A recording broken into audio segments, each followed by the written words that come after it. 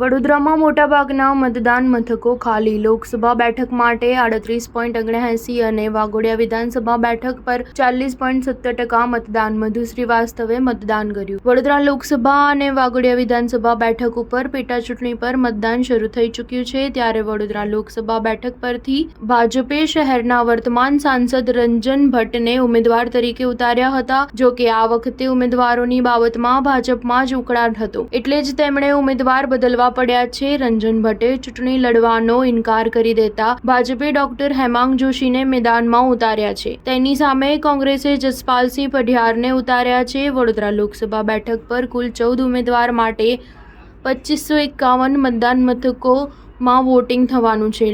આ લોકસભા બેઠક પર 19.42 લાખ મતદારો મતદાન કરવાના છે.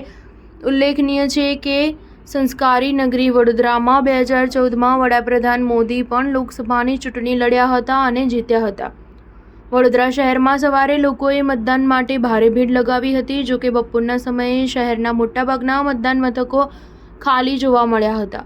વડોદરા લોકસભા બેઠક માટે બપોરે 1 વાગ્યા સુધી 38.79% મતદાન થયું છે, જેમાં સૌથી વધુ મતદાન વાઘોડિયા 40.70% અને સૌથી ઓછું મતદાન રાવપુરા 36.67% નોંધાયું છે. સ્ટાર ન્યૂઝ 7 હંમેશા સચ્ચાઈની સાથે.